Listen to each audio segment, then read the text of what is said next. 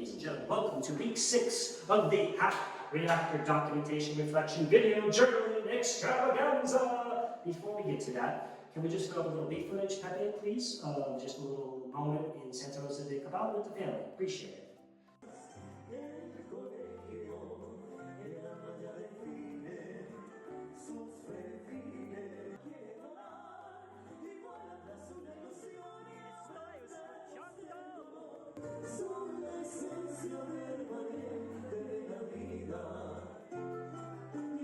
¿Cuáles son tus palabras? Hola, buenas tardes, estoy presente en Italia. Hola, soy la suegra. Sobreviviré.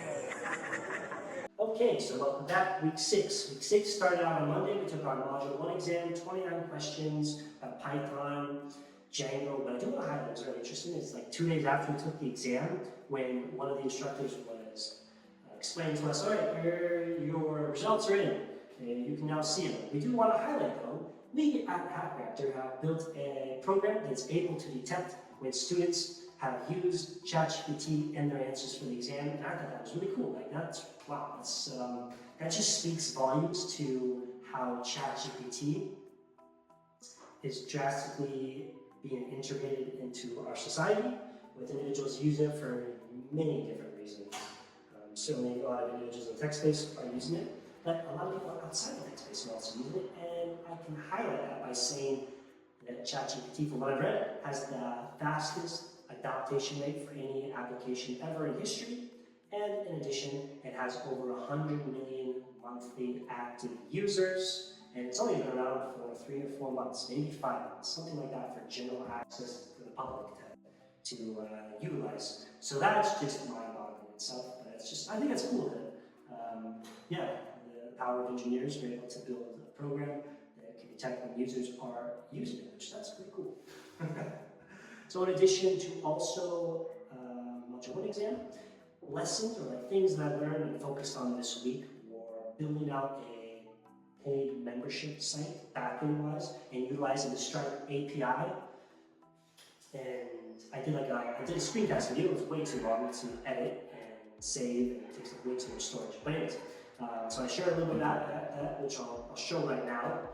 And in addition, I was able to build like a coupon functionality so that when a user enters in the coupon when they're about to check out, it automatically applies the discount, shows the current price. And so it's building out a few functions in the V folder, the general, for that. And that actually took a long time, and I definitely had to use examples for that.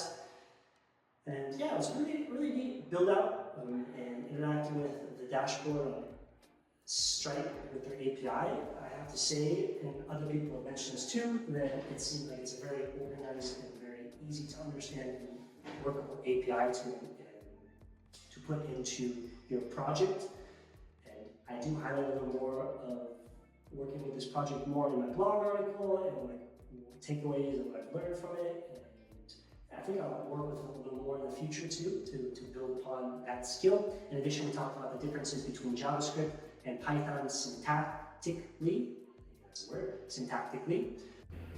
Okay, I'm kind of backtracking here, but I just want to share this about 5-minute footage of my family and myself going to Finca Del Cafe. It is a very elegant lookout point with 2 cafes, if I remember right, and 2 restaurants. So this is just footage from that. It's a place I would highly recommend anybody go if they're in this part of Colombia. It's on the outskirts of Sant Rosa de Cabal, and it's just a very beautiful place, and it's well taken care of, and a lot of individuals from the Pareda area, from the Buga area, not from Buga because that's closer to Cali, but from Cartaga, another city kind of closer to where I'm from, and Manizales will come for like a weekend trip or a day trip to escape the climates of whether it's a bit warmer where they're from or cooler. So yeah, enjoy the footage. It's a place I highly recommend. I was very extremely surprised. Muy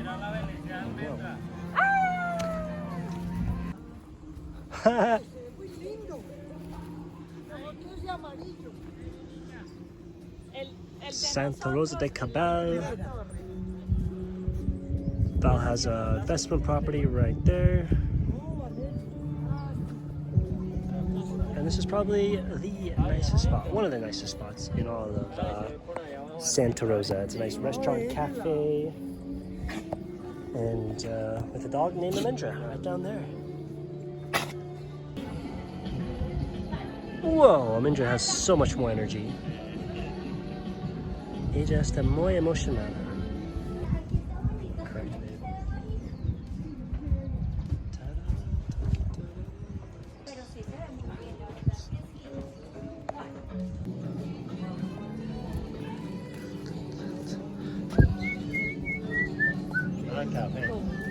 Coffee. Cafe. Ah, this is like the first stages of coffee right here.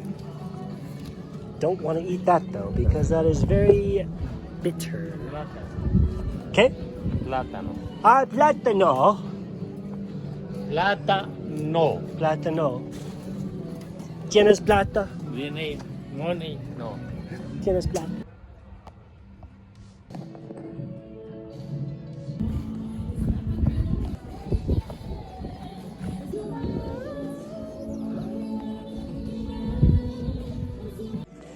Hola.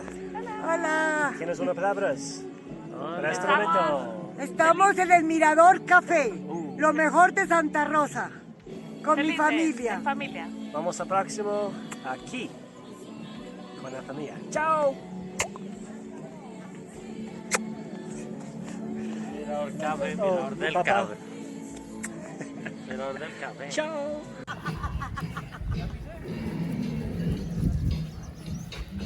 Ay, que yo soy una chandanés muy pinchada. ¿Cierto que yo soy una chandanés?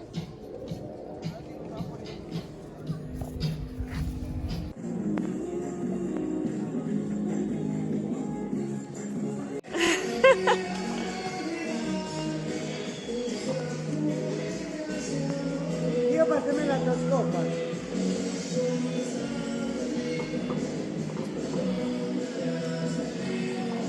Con todas comida de Colombia. Aquí.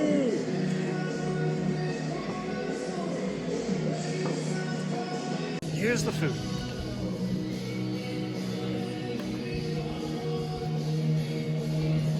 And a dog.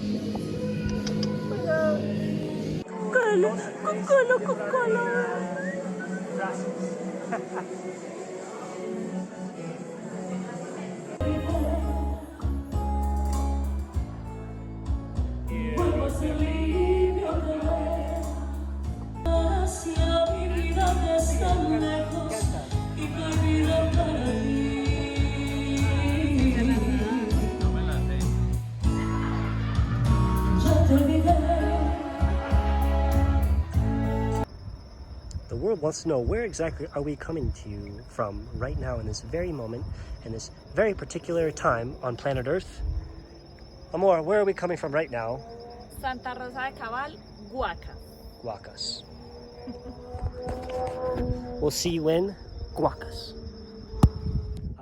Also, we talked about big O notation. Big O notation in the computer science world is having the perspective and taking into account all of the amount of time and steps and complexity that goes into how long it takes the computer to run your program, and being mindful of that. There is a famous problem called the traveling salesman problem in the world of computer science that gets referenced a lot to highlight this topic.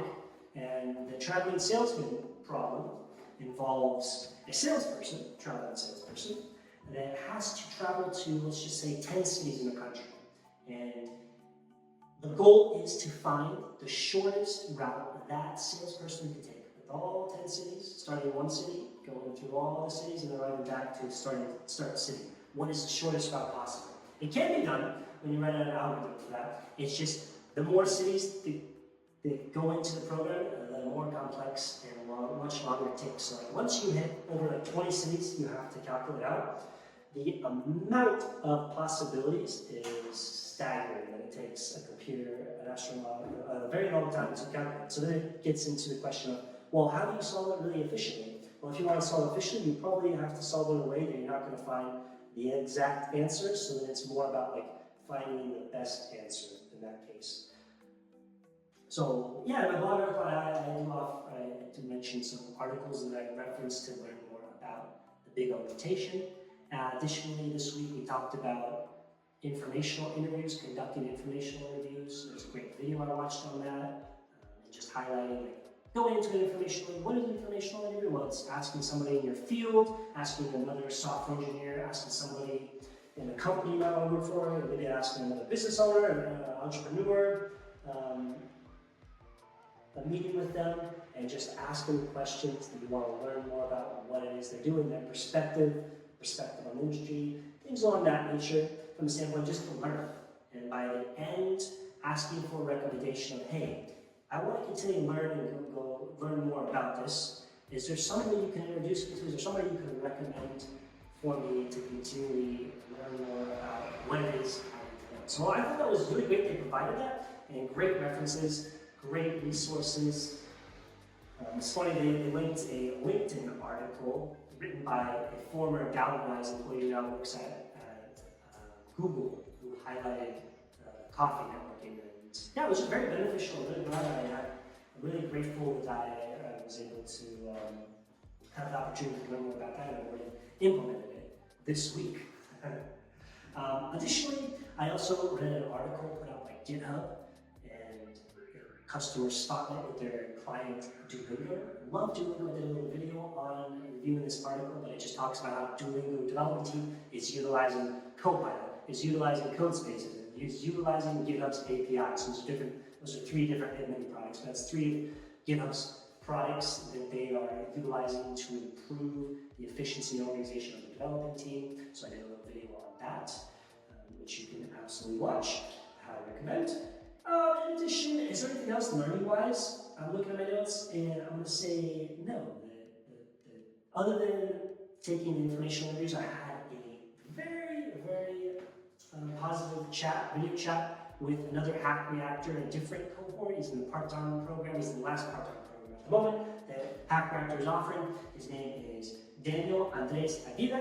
I had a 2-hour conversation with him, talking in depth about a cloned ChatGPT project that he's been working on and building out for the past 5 weeks. It's probably actually longer than that, because he put it up on GitHub about 5 weeks ago, and since then he's done numerous updates. It's very detailed, organized documentation. It's very organized, and he recently, in the past week or two, has had his first contributors from other parts of the world, like France and China, that just randomly found his GitHub repository on GitHub running a search, probably for like ChatGPT, or there's an algorithm built into ChatGPT that'll make suggestions to users from looking at other repositories. And I think it just speaks volumes to how well Daniel has organized his documentation for others to just see it randomly, just see it, and review the project and be like, you know what, this is a project I can contribute to and I can work with because how organized it is. And also speaks volumes to the guy has now on his repository 86 stars. His repository has 86 stars, and it's only been around for like 5 weeks. There's many times I use a library from Python in the Django project, and I know it's been around for several years, and it's very beneficial, and it's a good library to use, and it does not have 85, 86 stars. So that says a lot about his project, and it also probably says a lot about, too, the wave of interest in ChatGPT and cloning the ChatGPT project. Okay, I think it's probably time to throw a little footage of Almendra the dog. So Pepe, please show that to the users. Just arriving back for lunch at the apartment, not the office, and we're going to see Almendra the dog reaction to my arrival.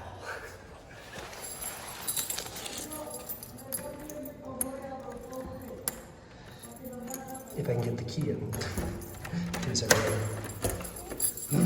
¿Quién es yo? ¿Quién es yo? Oiga, oiga, oiga, oiga. Key. Hey, hey, vamos. Okay? Almendra.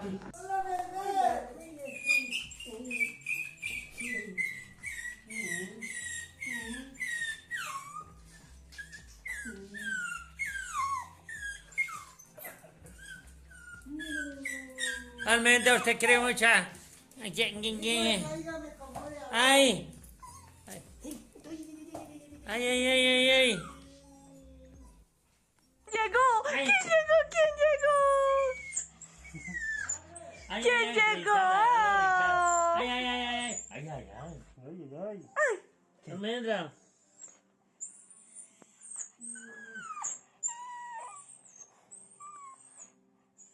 Ay, no, ¿Quién llegó? ¿Quién llegó? ¿Quién? María. Así, ahí, ahí. ¿Qué? Ay, ay, ay. Amor, juégale, juégale. ¿Qué?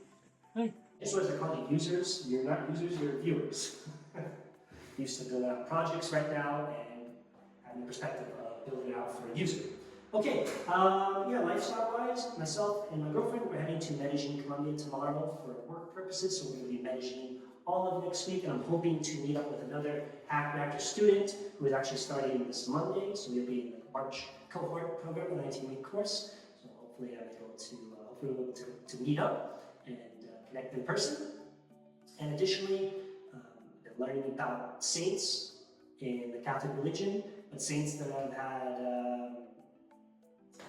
doing work, or being saints in the US back in like the 18th and 17th century. So that's very interesting, and so I'll meet up with the father tomorrow. I'm going to share my notes that I have in Spanish about what I've been learning from the assignments he assigned to me, and get further assignments. So yeah, it's been a very interesting experience, and going to masses every Sunday is also a very interesting experience. I don't know if I already mentioned this or not, but one of the masses I went to, the father was called all the kids that are attending the mass, and there could be like 30 or 40 kids. So these 30 or 40 kids go up to stage, and the father will then like take this mic and like try and get them to sing, recite a biblical song or reference, and a lot of kids won't say anything. And then he made a reference one time about like, well, I'm sure if it was a Shakira song or a Karol G song, which are these really famous Colombian musicians, artists, they would sing it. And it's very true, but I thought it was really cool. It's like the father's really hip,